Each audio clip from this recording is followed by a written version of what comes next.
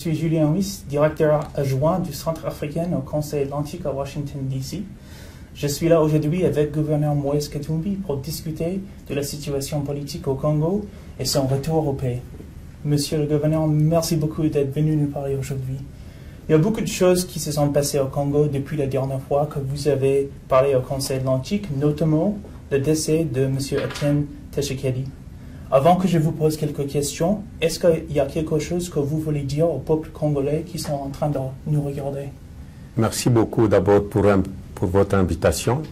Je voulais saluer le peuple congolais et je voulais présenter aussi mes condoléances parce que nous avons perdu un grand frère, l'icône qui était là pour la lutte pour la démocratie dans notre pays. Tshisekedi, c'était un père, il avait une famille, mais Tshisekedi appartenait à la population congolaise. Vous savez, pour le moment, nous devons continuer avec la lutte du président Tshisekedi, la lutte pour la démocratie, pour la première alternance dans notre pays. Donc, je demande à tout le peuple congolais d'être vigilant parce que nous avons besoin de la première alternance démocratique dans notre pays pour honorer la mémoire de l'illustre disparu. Merci. Donc, d'abord, quand est-ce que vous allez rentrer au Congo? Je vais rentrer bientôt au pays parce que vous savez, j'ai une condamnation imaginaire. Vous savez, chez nous au pays, heureusement, la justice est là et mon dossier a été déposé à la CENCO. Ils sont en train de faire des investigations. Je crois qu'ils vont terminer le plus vite possible les investigations et je vais rentrer. Si je volais quelque chose, parce que je sais que je n'ai rien fait, c'est un montage. C'est les politiques qui sont en train d'instrumentaliser la justice dans notre pays, parce que nous avons une très bonne justice dans notre pays. Je vais rentrer. Si je suis condamné par le rapport de la CENCO, j'accepterai d'aller faire la prison, je ne vais pas fuir. Mais si je suis lavé dans ces dossiers-là, parce que c'est un dossier imaginaire, je vais rentrer au pays. Et je voudrais que le président Kabila et la majorité respectent ça. Parce que pour le moment, aujourd'hui, il n'y a plus personne qui a la légitimité dans notre pays. C'est cet accord qui va donner la légitimité à tout le monde, qui va donner aussi la légitimité au président de la République et au Premier ministre. Parlons de cet accord, l'accord de CENCO, l'accord politique de Saint-Sylvestre. À votre avis, quel est l'état actuel? Vous savez, il y a eu un accord. Et je félicite aussi l'Union africaine, l'Union européenne, l'OIF. Il y a eu un communiqué aujourd'hui. Cet accord, nous devons tout faire. C'est ça même la clé pour la paix et la stabilité de notre pays. C'est vrai, aujourd'hui, c'est bloqué. La majorité est en train de vouloir bloquer cet accord. Or, ils doivent savoir que le président Kabila n'a plus de légitimité aussi longtemps que cet accord n'est pas appliqué. Donc, nous devons appliquer cet accord pour donner la légitimité à toutes les institutions dans notre pays. Donc, pour moi, je demande à la CENCO de terminer le plus vite possible, qu'on puisse signer et qu'on puisse avoir un nouveau gouvernement. Comme ça, le peuple congolais va espérer la paix dans leur pays et ils vont espérer aussi la première alternance démocratique dans notre pays. Il y a quelques jours, le ministre du Budget a annoncé que le Congo manque 1,8 milliard de dollars nécessaires pour organiser l'élection présidentielle en 2017. Est-ce que vous êtes d'accord? Quoi pensez-vous? Vous savez, d'abord, je ne suis pas d'accord avec le ministre du Budget. Le Congo est un grand pays. On ne peut pas gonfler les chiffres comme ça.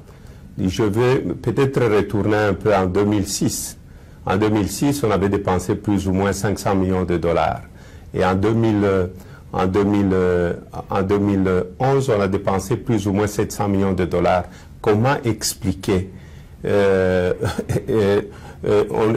est parti de 700 millions de dollars à 1 milliard 800 millions de dollars. Je crois que on doit d'abord organiser l'élection présidentielle et les élections provinciales et législatives. Pour moi, si on le fait bien, on ne peut même pas dépasser 800 millions de dollars américains. Le reste des élections, ce n'est pas au ministre du Budget ou au président de la République. C'est le nouveau président de la République qui va être élu au mois de novembre qui viendra organiser les élections locales. Et pour le moment, je crois que les partenaires sont là. Même le peuple congolais, moi aussi, je suis prêt. Nous allons faire une campagne pour demander à tout le monde de contribuer, même avec $1. Nous sommes quand même 80 millions de Congolais. Nous pouvons contribuer déjà plus que 100 millions de dollars américains. Il y a aussi des opérateurs économiques congolais qui sont prêts pour montrer au président Kabila que nous avons besoin de la première alternance dans notre pays. Donc, je demande au peuple congolais d'être très vigilant parce que nous ne pouvons plus dépasser novembre 2017. Ce qu'ils sont en train de faire là-bas, c'est pour nous dire qu'ils ne sont pas prêts pour organiser les élections. Donc, pour moi, c'est un montage. Les 1,8 milliard, c'est trop, c'est exagéré. Qu'on puisse nous dire le budget, combien coûte l'élection présidentielle, combien coûte l'élection de députés. Et ça, nous allons voir réellement si le montant va dépasser 800 millions de dollars. Je ne crois pas. OK. Merci. Et finalement, qu'est-ce qui est votre plan pour l'avenir? Vous savez, mon plan pour l'avenir, d'abord, je reste candidat et je serai candidat. Je vais retourner bientôt au pays pour continuer à lutter avec mes frères pour la première alternance démocratique dans notre pays et aussi sortir le peuple congolais de la misère.